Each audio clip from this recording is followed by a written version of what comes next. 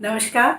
मैं हूँ ज्योतिषाचार्य उषा जैन भटनागर। वास्तु की इस वीडियो सीरीज में आज का जो वीडियो है वो है बेडरूम का वास्तु।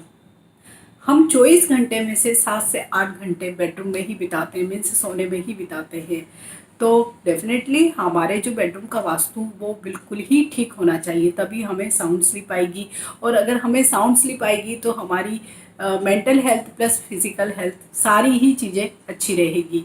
तो मैं आज बगैर कोई भूमिका के आपको डायरेक्ट यही बताने वाली हूँ इस वीडियो में कि किस डायरेक्शन में हमारा बेडरूम होना चाहिए, बच्चों के लिए कौन सा डायरेक्शन सही होगा, घर के जो बुजुर्ग हैं उनके लिए कौन सा बेडरूम का डायरेक्शन सही होगा। Let's start. अगर नॉर्थ ईस्ट डायरेक्शन मीन्स उत्तर पूर्व दिशा में अगर बेडरूम है तो वो अच्छा नहीं माना जाता है, वास्तु सम्मत नहीं होगा। क्योंकि नॉर्थ ईस्ट डायरेक्शन मेडिटेशन की, योग की, ध्यान की, पूजा पाठ की डायरेक्शन है। वहाँ पे जल तत्व भी है। तो अगर उस दिशा में बेडरूम होगा तो वो अच्छा नहीं माना जाएगा। इस दिशा में जो लोग भी सोते हैं वो इन जनरल मानसिक अवसाद या डिप्रेशन का शिकार हो जाते हैं। कुछ न कुछ मानसिक समस्याएं उनके साथ बनी ही रहती है। साथ ही पति पत्नी के बीच में वैवाहिक संबंध इतने अच्छे नहीं होते हैं, स्पेशली सेक्सुअल लाइफ से रिलेटेड बहुत सारे प्रॉब्लम्स आ सकते हैं अगर इस दिशा में बेडरूम बनाते हैं। तो अगर घर का मुखिया इस दिशा में सोता है तो उसके मान सम्मान में, सामाजिक पद प्रतिष्ठा में भी कमी होती है। तो ये दिशा बिल्कुल भी बेडरूम के लिए उपयुक्त नहीं मानी गई है। अगर बेडरूम ईस्ट या पूर्व दिशा में है तब भी यह स्थिति व्यापार या आर्थिक दृष्टि से अच्छी नहीं मानी गई है। लेकिन इसी दिशा में अगर घर के बुजुर्ग हैं, माता पिता हैं, या तो उनका बेडरूम बनाया जाए या छोटे बच्चों का बेडरूम बनाया जाए तो उनकी पढ़ाई की दृष्टि से भी ये वाली दिशा अच्छी मानी जाएगी। घर का मुखिया मीन्स घर का एक ऐसा मेन आदमी जिसकी घर में सारी बातें सुनी जाती है और जिसकी घर में चलती है, तो उसका बेडरूम इस दिशा में बिल्कुल भी नहीं होना चाहिए। घर के बड़े बुजुर्गों का या बच्चों का बेडरूम आप इस दिशा में जरूर बना सकते हैं। साउथ ईस्ट या दक्षिण पूर्व दिशा, जैसे कि ये दिशा आग्नेय कोण होती है और इस दिशा में किचन का होना सबसे उपयुक्त माना जाता है। अगर इस दिशा में हमने बेडरूम बनाया है तो वास्तु की दृष्टि से एक गंभीर दोष माना जाएगा। अगर इस दिशा में बेडरूम बनाया जाता है तो घर के सदस्यों के बीच में बेवजह ही झगड़े होते रहते हैं, गलतफहमियां पैदा होती है, पति पत्नी के बीच में वैवाहिक संबंध ठीक नहीं होते हैं और घर के जो बच्चे हैं वो कई व्यसनों का शिकार भी हो सकते हैं। दिशा में बेडरूम होने से आर्थिक समस्याएं भी अधिक होती है। फिजूल खर्ची या अननेसेसरी एक्सपेंडिचर स्पेशली हेल्थ से रिलेटेड इश्यूज में ज़्यादा होते हैं। तो ये दिशा साउथ ईस्ट डायरेक्शन बिल्कुल भी उपयुक्त नहीं है बेडरूम के लिए। साउथ वेस्ट डायरेक्शन ये बेस्ट डायरेक्शन मानी गई है। घर का जो भी मुखिया है या जिसे हम कहते हैं मास्टर बेडरूम के लिए ये साउथ वेस्ट डायरेक्शन सबसे अच्छी मानी जाती है। अगर घर का मुखिया इस दिशा में इस अपना बेडरूम बनाता है, दिशा में सोता है, तो समाज में उसकी मान प्रतिष्ठा में वृद्धि होती है, घर में उसकी बात सुनी जाती है, वह मानी जाती है। इस दिशा में घर के मुखिया का बेडरूम होने से आर्थिक दृष्टि से मीन्स काम या व्यापार जो भी वो जिसमें भी संलग्न है उसमें उसे सफलता मिलती है। साथ ही मानसिक व आर्थिक जो भी परेशानियां हैं जीवन में वो भी खत्म हो जाती है या न के बराबर होती है। तो ये डायरेक्शन घर के मुखिया के लिए बेस्ट है। वेस्ट या नॉर्थ वेस्ट मीन्स पश्चिम या उत्तर पश्चिम दिशा में भी बेडरूम का होना अच्छा नहीं माना गया है। वास्तु में इस दिशा में भी अगर बेडरूम है तो वो एक दोष माना जाता है। इस दिशा में कोई बेडरूम है और किसी नए शादीशुदा जोड़े को इस दिशा में अगर कोई कमरा दे दिया जाए तो इन जनरल ये देखा जाता है कि बहुत ही जल्दी उन दोनों के बीच में वैचारिक मतभेद उत्पन्न हो जाते हैं और कई बार सेपरेशन या डिवोर्स की भी नौबत आ जाती है।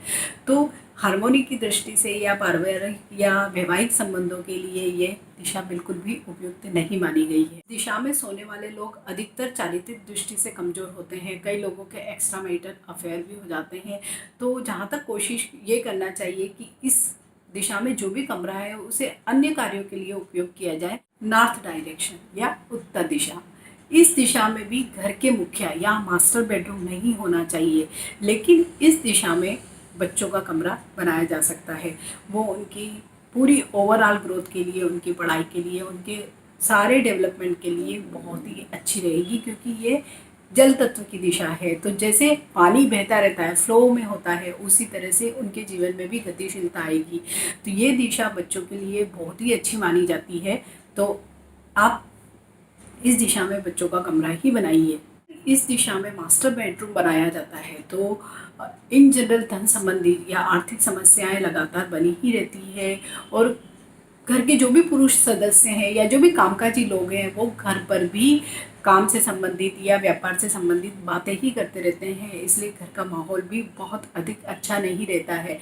तो इस दिशा में जहाँ तक हो सके मास्टर बेडरूम ना बनाए, उसे अवॉइड ही करें। अधिकांश घरों में 2 या 3 बेडरूम होते हैं, तो ये जो भी 2 या 3 बेडरूम आपके घर में है तो उनका साइज़ कभी भी लिविंग रूम या दूसरे जो कमरे हैं, ओपन एरिया है या किचन है, उनसे अधिक बड़े नहीं होने चाहिए, क्योंकि यह भी एक प्रकार का वास्तु दोष होता है।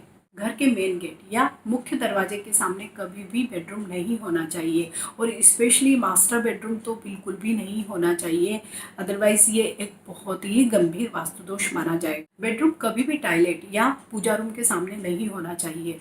अगर पूजा रूम के सामने बेडरूम पड़ता है तो आप पूजा रूम का दरवाज़ा सिर्फ पूजा के वक्त ही खोलिए, अदरवाइज पूरे दिन उसका दरवाज़ा बंद रखिए। जब भी पूजा रूम के सामने बेडरूम होता है तो देखा जाता है कि घर के जो भी जवान बच्चे, जो विवाह योग्य बच्चे होते हैं, उनके विवाह संबंधों में बहुत दिक्कतें आती है, बहुत ही मुश्किल से उनके कहीं पे भी विवाह संबंध सेट हो पाते हैं। अधिकांश घरों में टीवी बेडरूम में होते हैं, और खाना अधिकांश लोग टीवी देखते हुए अपने बेडरूम में बेड पर ही बैठकर खाते हैं। ये एक बहुत ही गंभीर वास्तु दोष को जन्म देता है। जिस बेड पर हम सोते हैं, अगर हम उसी पर खाना खाते हैं तो घर के सभी सदस्यों को, स्पेशली जो मेल मेंबर्स हैं, उनमें कई स्वास्थ्य संबंधी समस्याएं उत्पन्न हो सकती है, स्पेशली हाइपरटेंशन, डायबिटीज़ या हार्ट से रिलेटेड जो जो भी इश्यूज़ हैं, वो इस तरह की जब भी हम बेडरूम में बेड पर बैठकर खाना खाते हैं तो हो सकती है।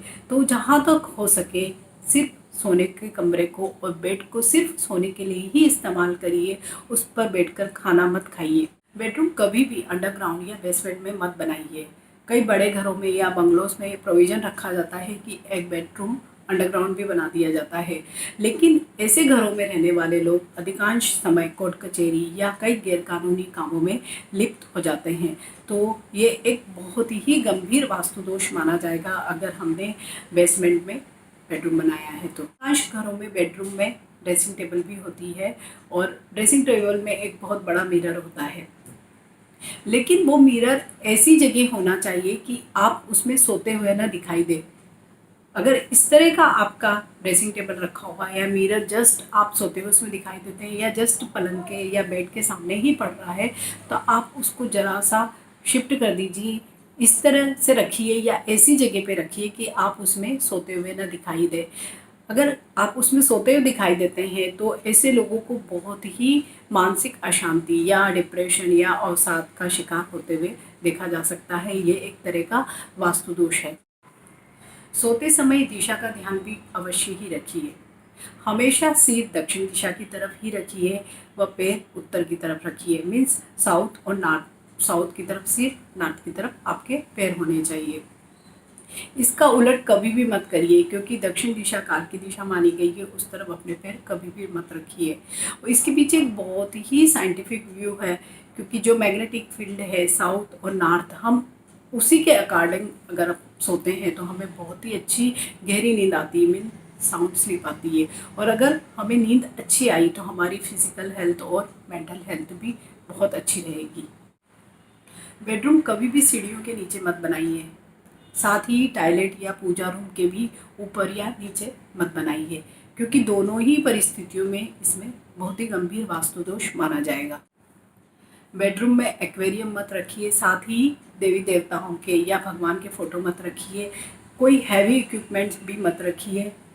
जितना हो सके आप एयरी और स्पेसियस उसको बना के रखिए, मीन्स उसमें ओपन स्पेस ज़्यादा हो आपके बेडरूम में। बेडरूम में बेड के अलावा बहुत ज़्यादा सीटिंग अरेंजमेंट मत रखिए, मीन्स बहुत हैवी फर्नीचर या बहुत बड़ा सोफ़ा या इस तरह की चीज़ें मत रखिए। 1 या 2 चेयर आप रख सकते हैं। जितना आप उसको एयरी और स्पेसियस मीन्स ओपन स्पेस रखेंगे, उतना ही एनर्जी का फ्लो बहुत अच्छा होगा, आपको बहुत साउंड स्लीप आएगी। आई होप मेरा ये वीडियो आपको अच्छा लगेगा। अगर कोई क्यूरी है तो आप कमेंट बॉक्स में जाकर कमेंट कर सकते हैं। मेरे आगे जो आने वाली वीडियो है वो भी वास्तु से रिलेटेड वीडियो होंगे। तो stay connected, stay healthy, stay blessed. Thank you for watching. Bye.